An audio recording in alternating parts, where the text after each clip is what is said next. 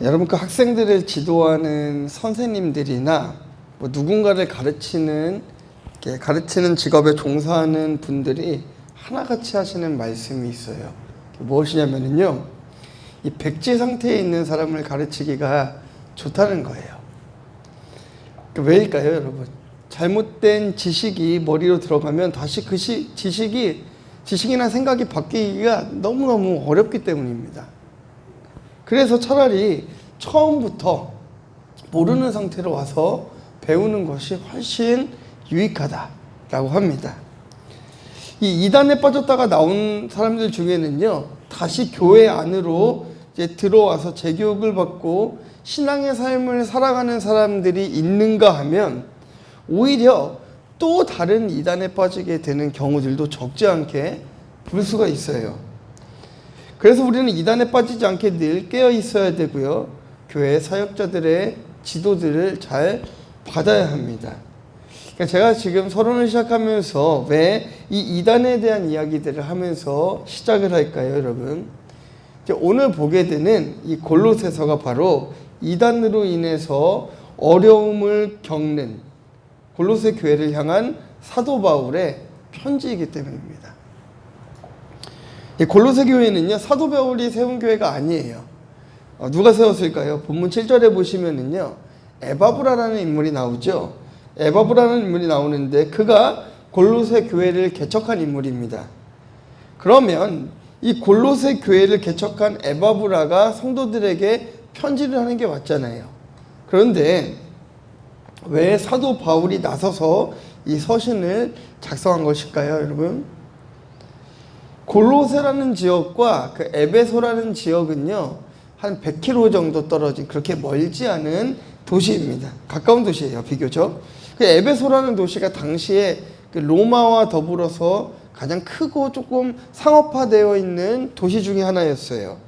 그 대도시 에베소에서 에바브라가 바울을 통해서 복음을 듣고 회심하고 깨닫고 골로새 교회를 개척한 거죠.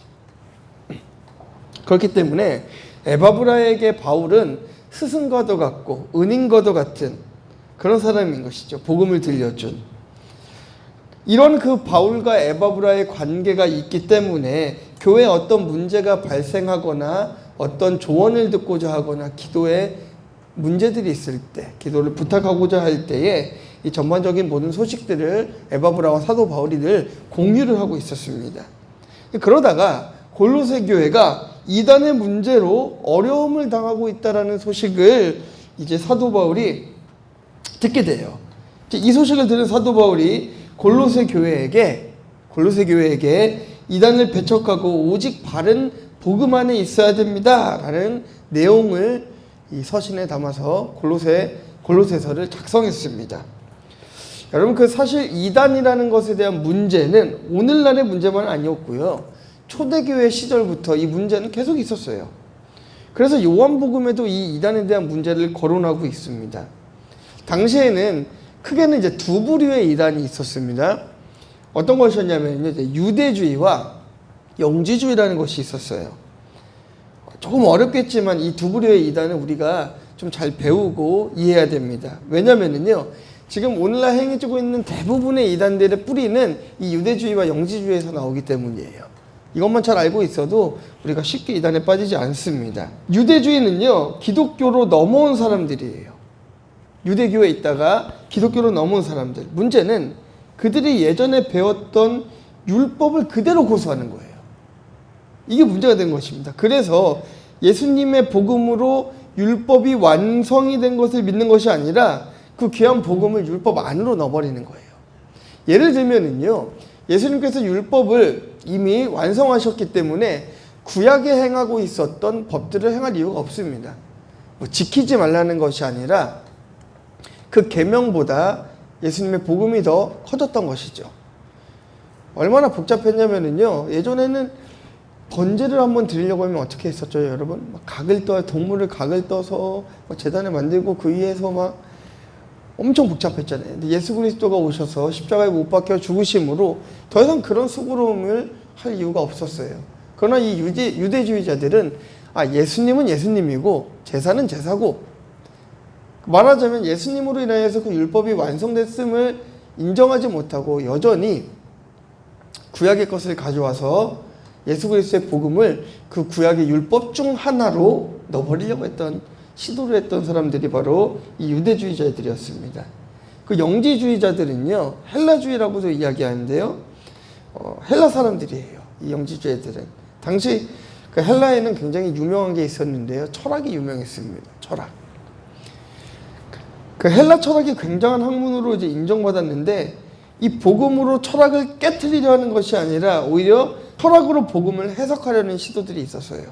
그럼 어떤 일들이 벌어질까요? 이 철학으로 성경을 해석하려고 하면 어떤 일들이 벌어질까요, 여러분? 오늘날에는 이제 뭐 자유주의 신학이라고도 하고, 여성 신학이라고도 하고, 뭐 번영 신학이라고도 하고, 여러 가지 모양으로 들어와 있지만, 뭐 예를 들면 이런 것입니다. 홍해가 갈라진 사건들이 사실은 홍해가 갈라진 게 아니다. 그리고 뭐 오병이어의 사건도 사실은 오병이어의 그런 기적의 사건이 아니라 서로 그 음식을 먹지 않겠다라고 한 거다. 그러나서 12광주리가 남았다. 그렇게 어떤 성경에 나온 기적적인 사건들이나 이런 것들을 신화로 끌고 가는 것이 바로 이 영지주의 특징입니다. 또 한 가지 위험한 것이 있다면 이원론적인 사고인데요. 영혼은 깨끗하고 육체는 악하다라는 것으로 해석해요. 영혼은 여러분 유한합니까? 무한합니까? 영혼은 무한하잖아요. 그런데 육체는 어때요? 유한하죠. 그것을 영지주의자들도 얘기해요.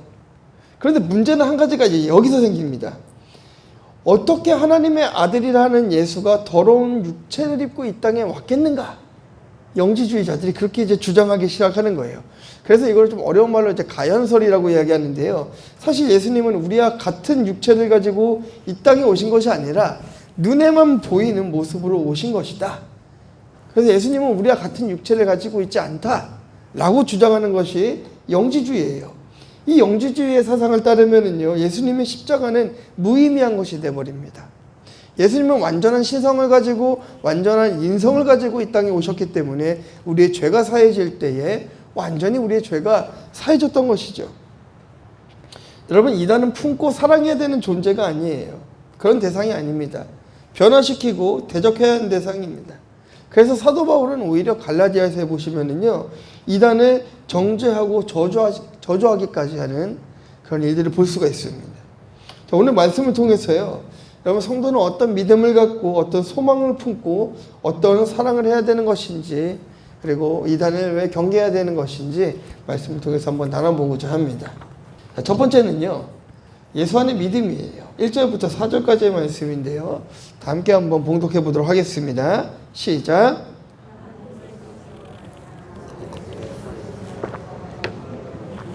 골로새에 있는 성도들 곧 그리스도 안에서 신실한 형제들에게 편지하노니 우리 아버지 하나님으로부터 은혜와 평강이 너희에게 있을지어다. 우리가 너희를 위하여 기도할 때마다 하나님 곧 우리 주 예수 그리스도 아버지께 감사하노라. 이는 그리스도 예수 안에 너희의 믿음과 모든 성도에 대한 사랑을 들었으며. 여러분, 믿음이라는 것은 딱 두 가지의 견해로 나눠집니다. 절대로 없다라는 믿음과 분명히 있다라는 믿음이에요. 네, 이 애매한 것은 없어요. 절대로 있다 혹은 절대로 없다, 이 두 가지밖에 없습니다. 골로새 교회는 하나님이 살아계신다라는 분명한 믿음이 있는 것에는 틀림이 없었어요. 하나님 살아계신다. 문제는 그 믿음이 어디로부터 온 믿음인가 하는 것이에요. 여러분, 사도 바울이 늘 서신서를 작성하면서 1장 1절에 자신을 어떻게 드러내죠? 자신의 정체성을 꼭 드러내지 않습니까? 하나님의 뜻으로 말미암아 그리스도 예수의 사도된 바울과 형제 디모데, 자신의 정체성은 하나님의 뜻으로 예수 그리스도로 인해 변화된 그리스도인 바울입니다 라고 꼭 이렇게 자신의 정체성을 밝힙니다. 이렇게 자신의 정체성을 드러내는 이유는요, 바울이 믿고 있는 그 예수 그리스도는 하나님의 놀라운 계획 가운데 이 땅에 오셔서 우리를 구원해 주신 하나님의 아들이라는 사실, 그것을 믿는 믿음이 나에게 있다라는 것을 늘 강조하기 위해서, 자신의 정체성을 잃지 않기 위해서 그 서두에 늘 자신의 정체성을 밝히게 되어 있는 것이에요. 예수 그리스도 안에 믿음이라는 것이 여러분 중요한 이유가 무엇입니까? 그것이 바로 그리스도인의 기독교의 정체성이기 때문이에요. 우리가 예수를 믿는다라고 하는 게 여러분 무엇이죠? 내가 예수님을 믿어요 라고 이야기하는 것은요, 하나님께서 세상을 창조하시고 독생자 예수 그리스도를 보내셔서 예수님께서 우리의 죄를 위해서 십자가에 못 박혀 돌아가시고 우리를 의롭다 하기 위해서 다시 부활하시고 하늘로 승천하시어 심판의 날에 다시 재림하신다는 것을 믿는 믿음이에요. 그게 우리가 예수를 믿는다라고 이야기하는 것입니다. 지금 말씀드린 창조와 십자가와 부활, 승천, 재림을 믿는다라는 것을 이야기할 때 우리가 예수를 믿는다라고 얘기하는 거예요. 여러분, 그렇기 때문에 예수 그리스도를 떠난 그 어떤 믿음도 우리는 거부해야 되는 것이죠. 굉장히 교묘합니다, 여러분. 요즘에 나오는 이단들을 잘 보시면은요, 예수님의 신성은 인정하는데 인성은 부정해요. 예수님의 신성은 아주 완벽하지만 예수님의 육체는 죄가 있다. 혹은 예수님의 육체는 사실은 그런 육체가 아니다. 아까 누구의 주장이죠? 영지주의자들의 주장과 같죠. 지금 이단들이 그렇게 이야기하는 사람들이 많아요. 혹은 마치 하나님이 사람의 모습으로 다시 오셨다. 그래서 자신을 믿으면 구원받는다 라고 이야기하기도 합니다. 이렇게 어리석은 그런 이론들에 속지 않기 위해서는요, 딱 그것만 믿으시면 돼요. 하나님께서 세상을 창조하셨고 예수님께서 십자가에 죽으셨고 부활하셨고 승천하셨고 다시 오신다는 것을 믿는 믿음만 있으면 되는 것입니다. 문제는 골로새 교회 안에 들어온 이단들은 똑같이 지금 예수 그리스도를 말하고 있다는 거예요. 골로새 교회에 들어와서 다른 것을 이야기한 것이 아니라 예수 그리스도를 이야기해요. 하지만 기존의 교회와는 다른 해석으로 그들에게 접근했습니다. 예수 그리스도가 우리의 구원자이기는 한데 라고 하면서 뭔가 다른 것을 제시하는 것이죠. 오늘날도 이런 이단의 공격은 우리를 늘 위협하고 있습니다. 착하게 살아야 구원을 받을 수 있다라는 것처럼 말한다든지, 또 어떤 데는요, 헌금을 많이 해야 구원받는다라고 이야기하는 데도 있어요. 그래서 자신의 모든 재산들을 다 팔아서 가져오게 하기도 하고요. 예수님이 아닌 특정 대상을 믿어야 구원을 얻는다라고 말하기도 합니다. 기존의 교회의 해석과는 다르게 성경의 난제를 해석해 준다든지 다양한 방법으로 여러분들을 위협하고 있습니다. 골로새 교회에 침투한 이 이단은 기존의 교회와는 조금 다른 해석으로 접근했어요. 예수님은 이 땅에서의 삶도 여러분 중요하게 여기셨어요. 여러분 그것을 아셔야 됩니다. 여러분 하나님께서 예수님께서 이 땅에 오셔서 하늘의 것만 소망하며 살아가라고 이야기한 것이 아니에요. 뭔가 좀 오해가 있어요. 그렇죠? 하늘의 것만 바라보며 살아가는 것이 아닙니다. 이 땅에서 우리의 삶이 어떠한가에 따라서 하늘의 상급이 올라가는 것이잖아요. 그럼 어떻게 살아야 되는 것이죠? 이 땅에서 우리가 예수님을 본받는 삶을 살아가야 되는 것이에요. 그리스도인은 다음 삶을 살아가는 것입니다. 그리고 그 삶이 어떤 삶인지를 우리가 너무나 잘 알고 있어요. 그런데 늘 우리가 그걸 모른다라고 얘기해요. 그래서 고백할 때도 그러죠. 알고 지은 죄, 모르고 지은 죄라고 고백하지만 사실 모르고 짓는 죄가 별로 없습니다. 거의 알고 지어요. 내가 죄 지은 것을 알고 지어요. 예수 안의 믿음이라는 것은요, 여러분, 결국 예수님의 삶을 본받아 그 삶을 따라가는 것입니다. 골로새 교회에 들어온 이단은요, 우리는 구원받았기 때문에 이미 영은 깨끗해졌고 육체는 이제 썩어 없어질 것이기 때문에 여러분들은 이제 어떻게 살아도 관계없습니다라고 이야기하고 있는 거예요. 여러분 맞는 것입니까? 이미 구원받았기 때문에 육체는 그냥 막 살아도 되는 겁니까? 이미 구원받았기 때문에 우리 이 땅에서 의식 없이 그냥 죄를 지으며 살아가도 되는 것입니까? 안 되는 거잖아요. 그런데 골로새 교회에는 이런 이단이 침투해서 그런 복음을 전하고 있었던 거예요. 그런데 의외로 이 골로새 교회가 흔들렸던 것입니다. 왜죠? 편하잖아요. 편하지 않습니까? 얼마나 편해요. 이제 당신은 구원받았기 때문에 막 살아도 돼요. 얼마나 편해요. 여러분 그리스도인으로 살아간다는 게 얼마나 피곤합니까? 저도 가끔씩 그렇습니다. 막 좀 화를 내고 싶을 때에도 제가 목사인 걸 알기 때문에 화를 낼 수가 없어요. 그렇지. 네. 이게 그냥 삭히는 게 아니라 그냥 참는 게 아니라 그렇지. 예수님은 닮은 삶을 살아가야지. 그렇게 본이 되는 삶을 살아야 되지. 가끔씩 이렇게 제가 그런 때가 있었어요. 주머니에서 쓰레기가 밖으로 한번 탁 삐져나온 거예요. 걸어가다가. 고의로 그런 건 아닌데 이렇게 나왔어요. 이렇게 뭘 꺼내다가 떨어졌어요. 그냥 지나갈 수도 있는데 굉장히 찝찝합니다. 이걸 주워야겠는 거예요. 아무도 보고 있지는 않지만 하나님이 나를 보고 계시기 때문에 내가 이러면 안 되지.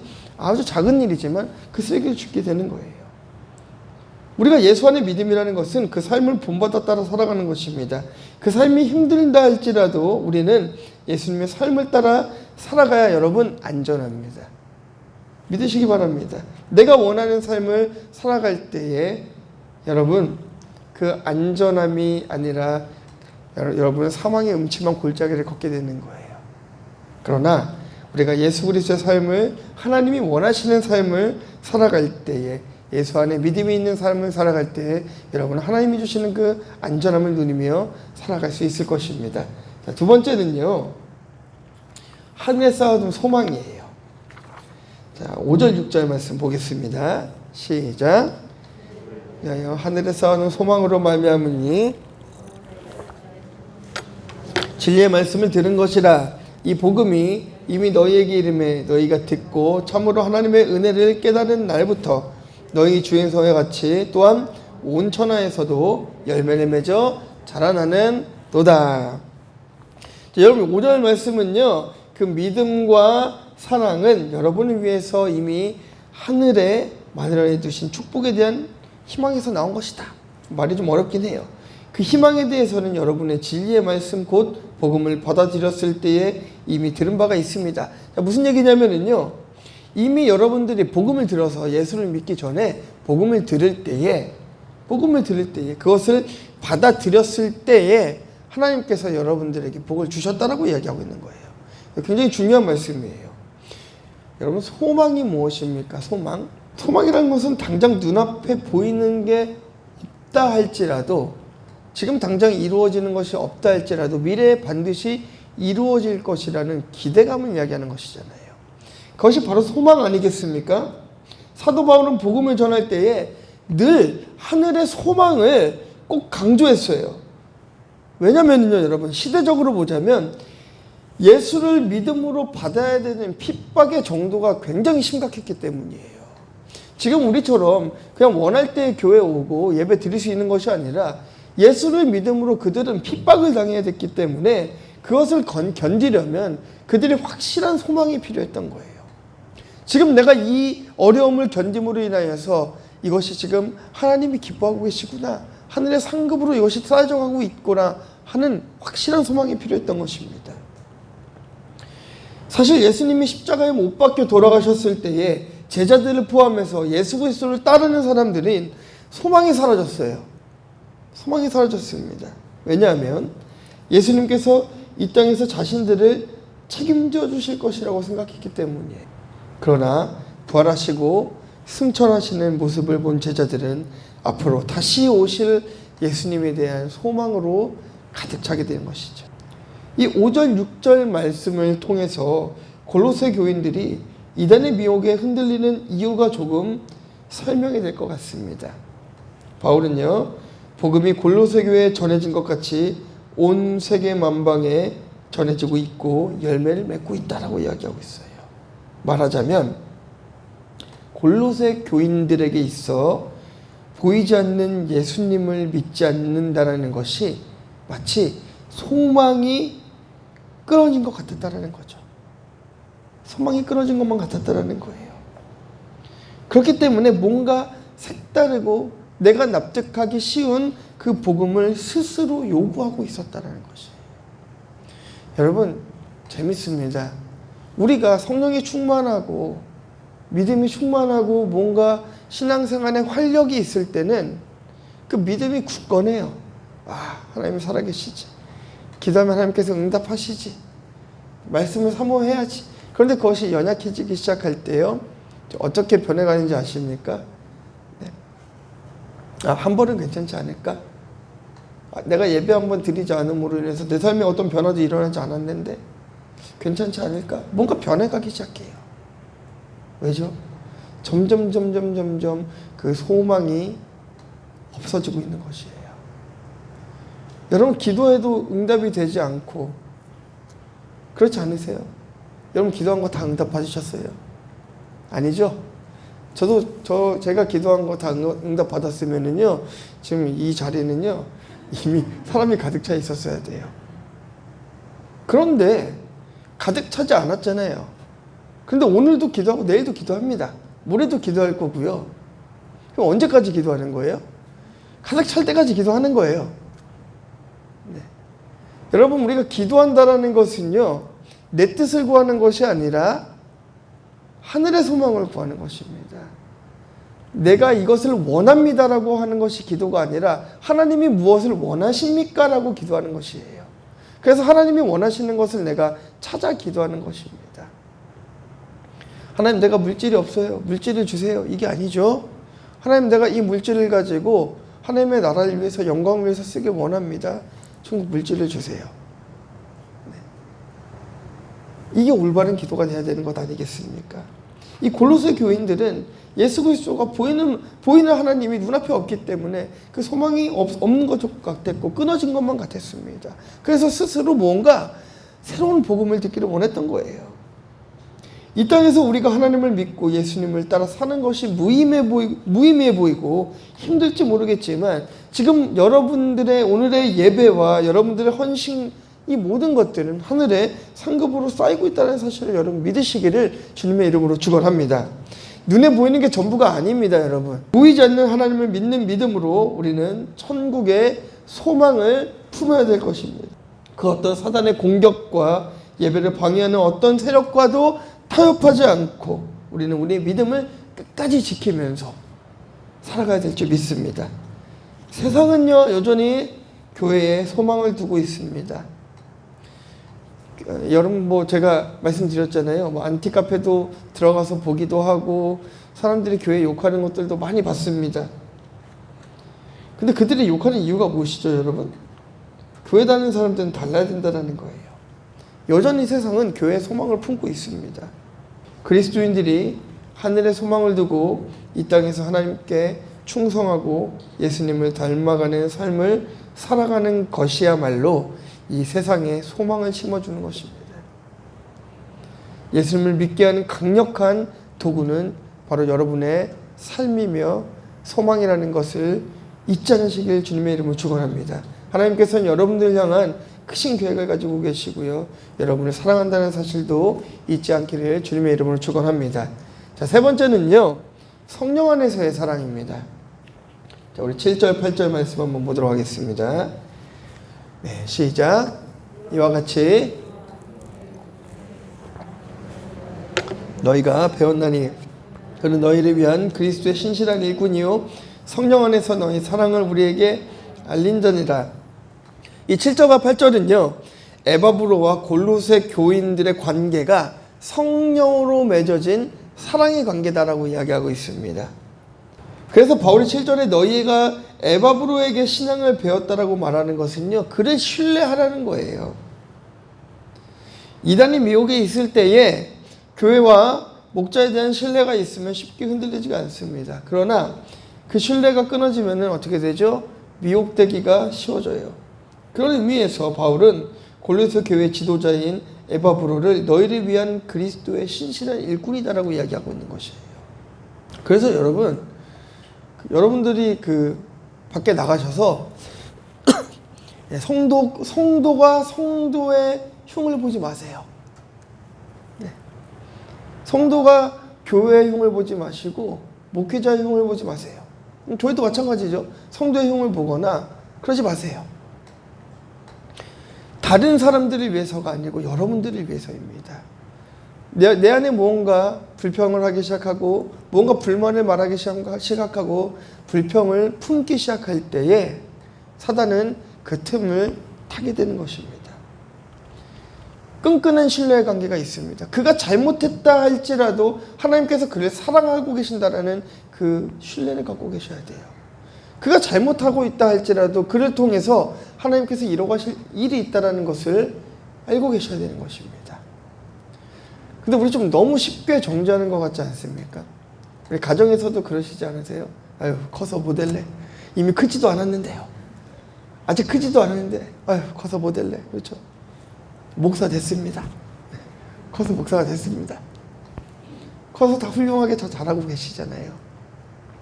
강한 신뢰 관계가 필요해요. 성령 안에서 여러분 사랑이 필요합니다. 네. 그리스도의 신실한 일꾼이라는 것도 중요하지만 또 한 가지를 너희를 위한 이 말에 집중을 해야 돼요. 하나님께서 에바브로를 교회의 지도자로 세우신 것은 골로새 교인들을 위함이었다는 것입니다. 여러분들을 힘들게 하는 그 누군가는 하나님께서 여러분들을 위해서 붙여놓으신 거예요. 믿으십니까? 여러분이 안 변하니까 붙여놓으신 거예요. 내가 안 변하니까 나를 변화시키려고 나를 괴롭히는 사람을 옆에 붙여놓으신 거예요. 나를 위해서 붙여놓으신 거예요. 골로새 교인들에게 에바브로는 너무나 필요한 사람이었기 때문에 하나님께서 그를 교회 지도자로 붙여놓으셨다는 거예요. 그러니까 골로새 교인들은 다른 복음을 듣지 말고 이 에바브로가 하는 설교를 듣고 깨달으라는 것입니다. 하나님께서 그를 너희들에게 붙여주셨다는 거예요. 에바브로는 교회의 크고 작은 일들을 바울과 상의하고 결정하면서 목회를 이어갔습니다. 성령 안에서 너희 사랑을 알린 자다라고 이렇게 고백하는 것이에요. 본문 안에서 성령 안에서 사랑을 나타낸 자다라고 이야기할 때 이 사랑은요, 예수님이 우리를 사랑하신 것과 같은 아가페의 사랑을 이야기하고 있는 거예요. 에바브로가 바울에게 골로새 교인들의 사랑을 아가페로 표현한 것은요, 평소에 그가 교인들을 어떻게 사랑하고 있는지를 잘 나타내주는 대목입니다. 늘 복음을 위해 희생하고 말씀을 사모하고 하나님 나라를 위해서 살아가기 위해 몸부림을 치고 있는 그 골로새 교인들의 사랑을 바울에게 잘 전달한 것입니다. 여러분, 하나님이 여러분들을 사랑하고 있다는 것을 믿으십니까? 네. 안 믿으세요? 안 느껴지세요? 하나님이 여러분을 사랑하고 계세요. 여러분들 너무너무 아끼고 계십니다. 여러분만 여러분 자신을 더 사랑하시면 될 것 같아요. 네. 나를 좀 더 아껴주세요. 그 옆에 계신 분을 조금만 더 아껴주세요. 하나님의 사람들입니다. 한 번만 더 인사해 볼까요? 사랑합니다. 네. 네, 사랑합니다. 할렐루야. 성령 안에서 사랑이라는 것은요, 일반적인 사랑을 이야기하는 것이 아니라 복음 안에서 사랑하는 것이에요. 남녀의 사랑이 아니고 친구 간의 우정이 아니라 하나님을 사랑하고 그 사랑을 실천하며 복음을 전하며 희생하는 그 삶, 그 아름다운 사랑을 이야기하는 것입니다. 사실 당시 예수를 믿는 사람들은요, 사도와 그 외의 그 지도자들 뿐만이 아니라 성도들도 엄청난 핍박을 다 견뎌야 됐어요. 고통을 그대로 받아들여야 됐습니다. 골로새 교회도 예외가 아니었죠. 똑같은 핍박을 이겨내야 되고요, 자신의 삶을 헌신해서 복음을 전해야 되는 삶을 살아야 됐었습니다. 그래서 바울이 골로새 교인들에게 에바브로가 성령 안에 너희의 사랑을 알린 자다라고 이야기한 거예요. 에바브로를 칭송하기 위해서가 아니라 오히려 지금까지 그 지켜온 믿음을 끝까지 지키기를 원하는 그 바울의 마음이 고스란히 담겨져 있는 것입니다. 여러분, 살아가다 보면은 좀 헷갈릴 수 있어요. 내가 좀 잘 믿고 있는 게 맞는 건가? 아니면 내가 잘 믿고 있는 것인가? 나는 정말 예수님의 사랑을 실천하며 살아가는 것인가? 헷갈릴 수 있습니다. 그렇게 혼돈스러운 골로새 교인들에게 바울은 고백하는 것이에요. 여러분들 지금까지 잘 믿어오셨습니다. 잘 견뎌오셨습니다. 성령 안에서 아가페도 잘 실현하고 살아가고 있었습니다. 위로하고 칭찬하는 것입니다. 여러분, 그렇지 않잖아요. 지금 골로새 교인들은 오히려 이단의 미혹에 빠졌고 무언가 훈계를 당해야 되고 뭔가 교육을 받아야 되는데 사도 바울은 오히려 그들을 위로하고 있었습니다. 때로는 우리가 믿음의 눈으로 끝까지 기다려줄 수도 있어야 되는 것이죠. 소망을 품고 끝까지 기다려야 될 줄 믿습니다. 여러분 마찬가지 아닙니까? 내가 잘 믿고 있나? 내가 잘하고 있는 것인가? 나 이렇게 하면 맞는 건가? 혼란이 올 때가 있지 않습니까? 그러지 않으세요, 여러분? 내가 신앙생활을 하기는 하는데 이게 맞는 건지도 모르겠고 잘하고 있는지도 모르겠고, 제가 사도 바울의 심정으로 여러분들에게 말씀드릴 수 있습니다. 지금 주님의 날을 기억해서 이 자리에서 함께 예배하고 있는 여러분들이 모두 하나님의 사람들이에요. 여러분 소망을 품으십시오. 지금처럼 예배하는 자리를 지키고 사랑을 실현하기 어려운 시대에 하나님의 사랑을 전하고자 몸부림치고 주님의 삶을 살고자 노력하는 여러분들이야말로 하나님의 사람들인 것입니다. 이제는요 여러분, 그 신앙이 흔들림이 없기를 주님의 이름으로 축원합니다. 확실한 믿음으로 천국을 소망하고 성령께서 주시는 사랑을 실천하고 그렇게 살아가는 여러분들이 되시기를 주님의 이름으로 축원합니다.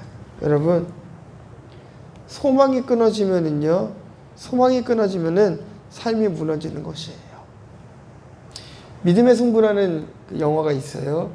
제가 3년 전에 제가 이 영상을 한번 들은 적이 있었는데요. 믿음의 승부라는 영화가 있었습니다. 거기서요, 풋볼 클럽인데 만년 꼴찌예요. 그러다가 그들이 예배하기 시작하면서 점점 그 성적이 좋아지면서 결승까지 가게 되는, 그리고 우승까지 하게 되는 그런 스토리를 담고 있는데요. 그들이 훈련의 과정에서 포기하려고 하는 거예요. 그때 그 감독이 계속해서 할 수 있다, 조금만 더 하면서 그를 끌고 옵니다. 그리고 결국에는 그가 본인이 본래 가지고 있는 능력보다 더 많은 것을 해내요. 영상 한번 볼까요, 여러분? 여러분 어떠세요? 저 팀에는 소망이 없었습니다. 늘 지기만 했거든요. 소망이 없어요. 그래서 자신의 능력을 제한시켰어요. 나는 여기까지밖에 갈 수 없는 사람이야. 그때 감독이 선택한 것은 그의 눈을 가리는 것이었습니다. 여러분, 우리가 세상을 보며 살아가기 시작하면 우리는 한계에 부딪히고 늘 갈 수 있는 곳을 제한하며 살아갈 수밖에 없어요. 그러나 보이지 않는 하나님을 믿고 나아갈 때에 우리는 70야드, 80야드, 90야드, 100야드 더 높은 곳을 향해 갈 수가 있습니다. 이 골로새 교인들에게 요구되었던 것은 이단들에게 귀를 닫으라는 것이었어요. 세상의 눈을 닫아버리라는 것이었어요. 하늘의 소망을 보고 땅을 살아가라는 것이었습니다. 여러분, 흔들리지 않는 그 믿음을 소유해야 돼요. 천국의 소망을 품고 살아가야 돼요. 하나님의 사랑을 실천하면서 살아가야 되는 것입니다. 그렇게 살아갈 때에 여러분들의 인생은 바뀔 줄 믿습니다. 10걸음 걸어갈 수 있는 인생이 20걸음, 100걸음을 걸어갈 수 있는 인생으로 변화될 줄 믿습니다. 하나만 생각할 수 있는 인생이 10가지, 100가지를 생각할 수 있는 인생으로 변화된 줄 믿습니다. 우리 한번 같이 기도했으면 좋겠습니다. 혹시나 이 자리에 하나님, 내가 흔들리고 있다면, 나의 믿음이 흔들리는 사람이 있다면, 혹시나 이 자리에 내가 내 신앙을 포기하고 싶을 때가 있는 사람들이 있다면 이 시간 한번 같이 기도했으면 좋겠습니다. 하나님, 내가 하늘의 소망을 품을 수 있도록 나에게 믿음을 주세요. 세상을 사모하며 살아가지 않게 하시고 하늘을 소망하며 살아갈 수 있도록 은혜를 베풀어 주세요. 다 함께 한번